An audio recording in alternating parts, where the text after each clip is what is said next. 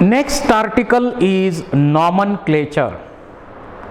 Nomenclature म्हणजे नाव देणे. एखाद्या स्पीसीजला नाव देणे.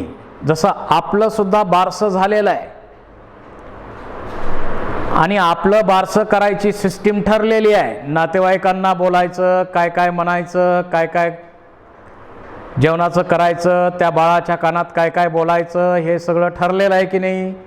त्याचे काही नियम पाळतो की नाही आपण? पाळतो. मग इथं सुद्धा एखादं प्लांट असेल, एखादा ॲनिमल असेल तर त्याला नाव द्यायचं. त्याला आपण नॉमनक्लेचर म्हणतो.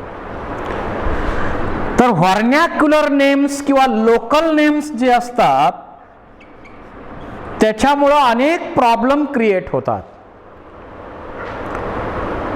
त्याच्यामुळं प्रॉब्लेम कसे होतात बघा. One organism has many names in many regions and many languages of world. एका ऑर्गॅनिझमला अनेक भाषेत अनेक नावं असू शकतात.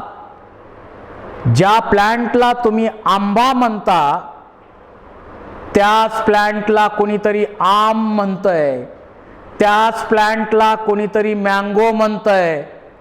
पण आंबा म्हटलं तरी, आम म्हटलं तरी, मँगो म्हटलं तरी प्लांट तेच आहे.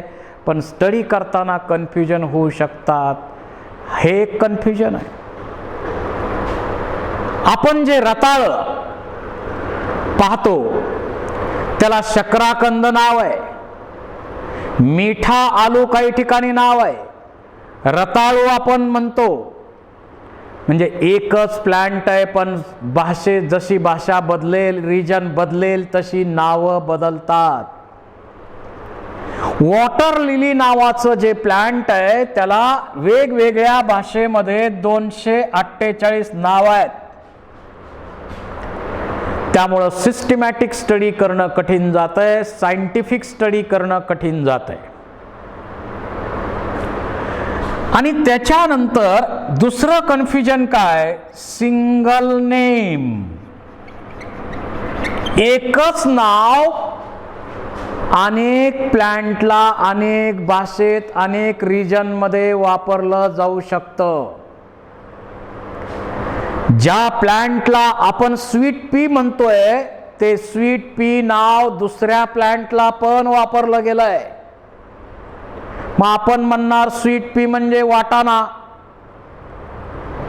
बाकीचे म्हणणार नाही हे दुसरं प्लांट आहे स्वीट पी म्हणजे. म्हणजे एकच नाव जर अनेकांना वापरलं तर आपले कन्फ्युजन होतात.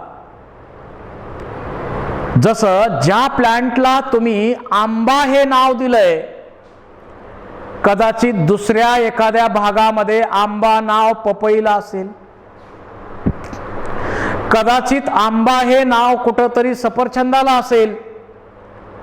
मग एकच नाव जर अनेक ऑर्गॅनिझमला वापरलं गेलं तरी सिस्टमॅटिक आणि सायंटिफिक स्टडी करणं कठीण जातंय. आणि हे सगळे कन्फ्युजन अवॉइड करण्यासाठी नॉमनक्लेचर सिस्टीम आपण डेव्हलप केल्या. सुरुवातीला आली पॉलिनॉमियल नॉमनक्लेचर सिस्टीम. पॉलिनॉमियल म्हणजे अनेक शब्दांनी एखादं नाव बनलं असेल.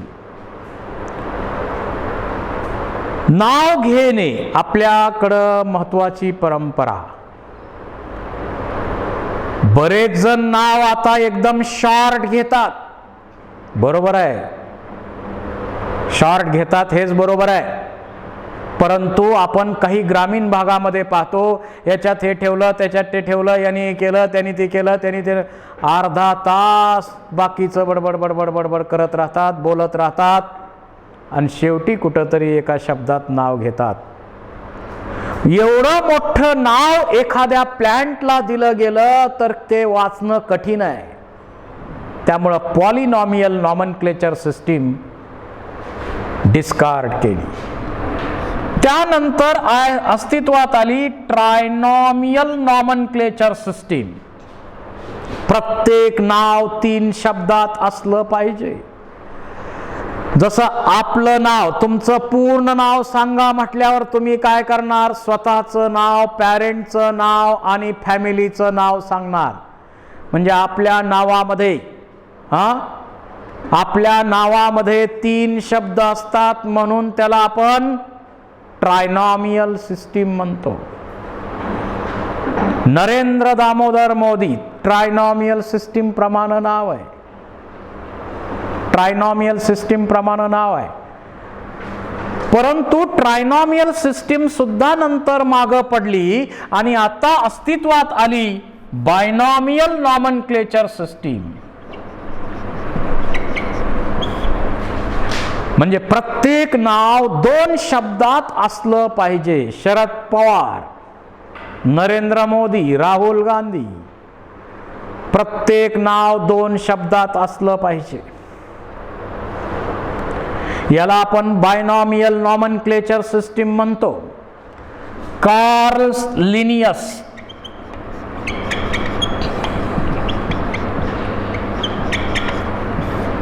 यांनी ही बायनॉमियल नॉमनक्लेचर सिस्टीम आपल्या स्पीसीज प्लॅन्टारम मध्ये डिस्क्राइब केलेली आहे. त्यांनी जी पुस्तकं लिहिली, जनरा प्लॅन्टारम, स्पीसीज प्लॅन्टारम, त्यापैकी स्पीसीज प्लॅन्टारम या बुकमध्ये त्यांनी बायनॉमियल नॉमनक्लेचर सिस्टीमचे रूल्स सांगितलेले आहेत. अपसला युनिव्हर्सिटीमध्ये त्यांनी बायनॉमियल नॉमनक्लेचर सिस्टीम प्रमाणे 5900 प्लांटला नावं दिलेली आहेत. 4326 ॲनिमलला नावं दिलेली आहेत आणि 1 ऑगस्ट 1758 पासून ही सिस्टीम, नाव द्यायची पद्धत त्यांनी निर्माण केली, ती सुरू झाली. मग या बायनॉमियल नॉमनक्लेचर सिस्टीमचे रूल्स काय आहेत? एखादं प्लॅन्ट तुम्हाला जर समजा आपण एखाद्या ठिकाणी कुठं कलेक्शन टूरला गेलो आणि नवीन प्लॅन्ट आपल्याला मिळालं, तर त्या प्लॅन्टला एक नाव द्यायचं असेल, नवीन शोध लावलाय तुम्ही, तर नाव द्यायचं असेल तर त्याचे रूल्स काय फॉलो केले पाहिजेत? पहिला rule, it consist of 2 words. 2 शब्दात ते नाव असलं पाहिजे. The first word indicate genus and second word indicate species. पहिला शब्द हा जीनसचा असतो, दुसरा शब्द हा स्पीसीजचा असतो. जे दुसरा आहे ते स्पेसिफिक नाव आहे. त्यानंतर जीनसच्या नावाची सुरुवात कॅपिटल लेटरनं केली पाहिजे आणि स्पीसीजच्या नावाची सुरुवात स्मॉल लेटरनं केली पाहिजे.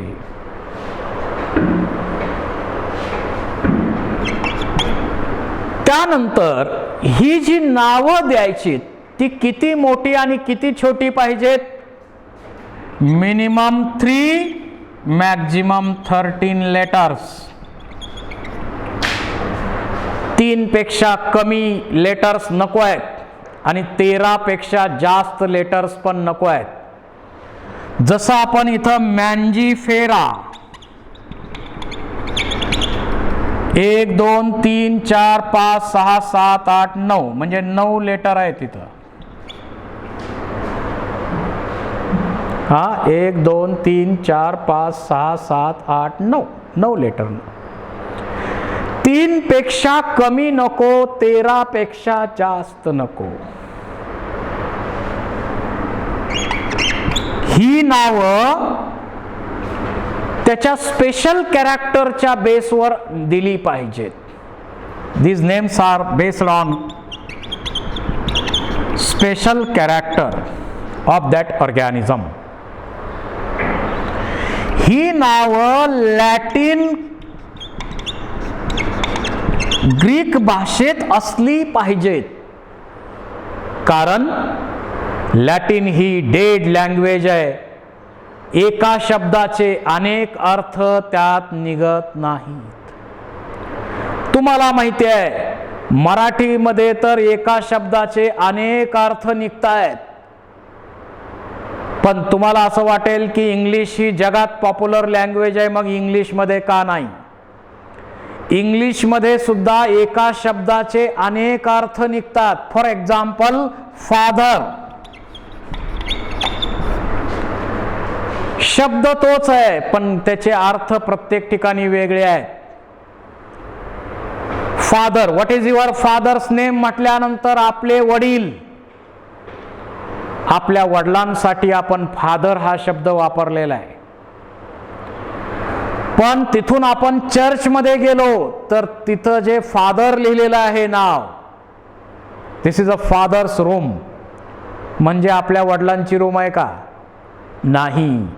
तिथं एक पर्सन आहे, त्याला फादर हा सिम्बॉल वापरला आहे.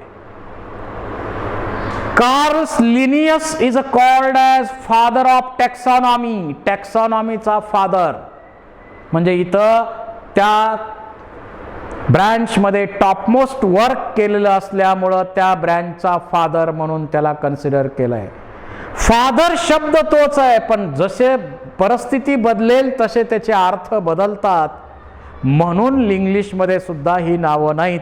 लॅटिन डेड लँग्वेज आहेत, त्याच्यामध्ये एका शब्दाचे अनेक अर्थ निघत नाहीत, म्हणून नावं लॅटिन किंवा ग्रीक भाषेत असली पाहिजेत.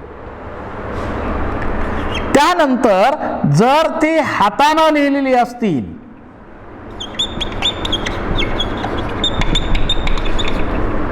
हातानं लिहिली असतील किंवा टाईप केली असतील तर त्यांना अंडरलाईन केली पाहिजे. जसं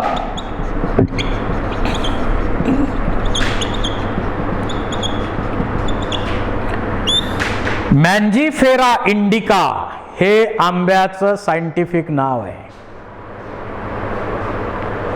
हातानं लिहिलं किंवा टाईप केलं तर अंडरलाईन असली पाहिजे, आणि जर तुम्ही ते प्रिंट करत असाल तर इटालिक्स मध्ये असलं पाहिजे. ज्या सायंटिस्टनी ते प्लॅन्ट शोधलंय त्या ऑथरचं नाव शॉर्ट मध्ये पुढे असलं पाहिजे. हे लिनियसनं दिलंय तर LINN किंवा याला आपण सिटायशन म्हणतो.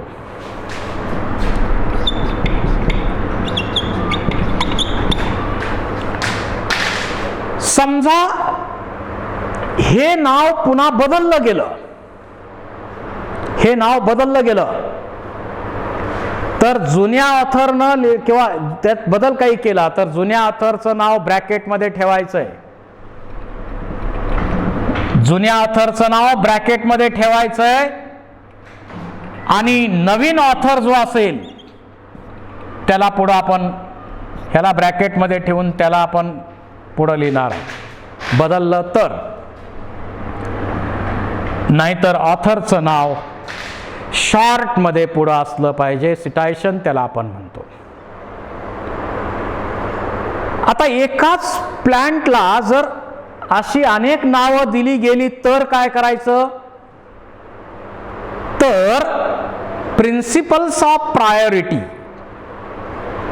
पहिलं जे नाव दिलंय त्यालाच प्रायोरिटी आपण देतो, त्याला आपण प्रायोरिटी दिली पाहिजे. जर हे कॉम्प्लेक्स बनवायचं असेल तर ह्याला ट्रायनॉमियल पण करता येईल. जसं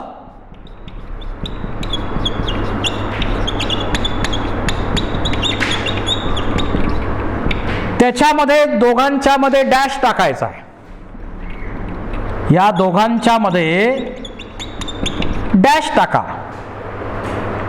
किंवा ह्युमनचं नाव होमो,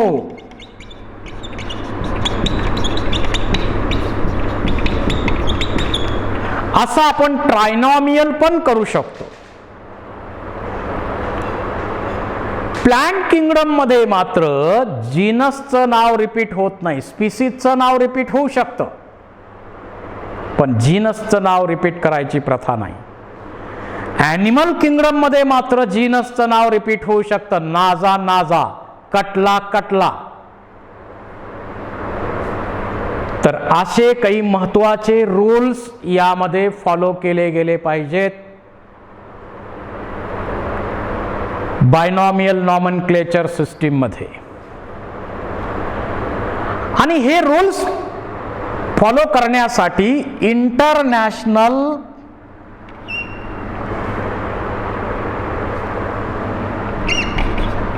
ICBN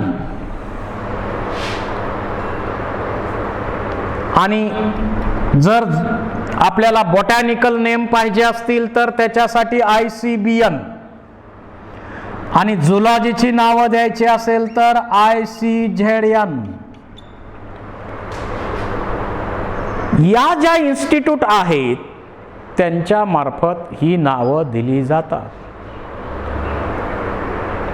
आता बायनॉमियल नॉमनक्लेचर सिस्टीमचा वापर केल्यामुळं काय होईल? जे कॉमन नावामुळं कन्फ्युजन होतात ते कन्फ्युजन होणार नाही. It avoids the confusion which are created by common names. कारण एकच नाव असणार जगामध्ये, सर्व ठिकाणी एकच नाव असणार. जगात तुम्ही कुठेही गेलात तर मँजीफेरा इंडिका म्हटलं तर तुम्हाला आंब्याचंच झाड दाखवलं जाईल. टॅमॅरंडस इंडिका म्हटलं तर चिंचेचं नाव झाड आहे ते दाखवलं जाईल. म्हणजे कॉमन नावांमुळे होणारं कन्फ्युजन अवॉइड केलं जातं. The binomials are universally accepted all over the world. जगामध्ये सर्व ठिकाणी ॲक्सेप्ट केलेली आहे ही सिस्टीम. आणि ही नावं जी दिली जातात ती मिनिंगफुल असतात.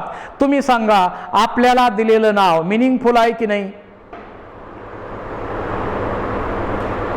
आपल्याला दिलेलं नाव सुद्धा मिनिंगफुल आहे. एखाद्याचं नाव कृष्ण ठेवलंय, एखाद्याचं नाव राम ठेवलंय, त्याला अर्थ आहे. म्हणजे नावं सगळी मिनिंगफुल आहेत. मिनिंग प्रमाणे आपण जगतो अशातला भाग नाही, पण नावं देताना तर मिनिंगफुल दिलेली आहे. आणि सर्व प्रकारचे कन्फ्युजन अवॉइड करण्याचं काम बायनॉमियल नॉमनक्लेचर सिस्टीम करते. This is about binomial nomenclature system and its rules. Thank you very much.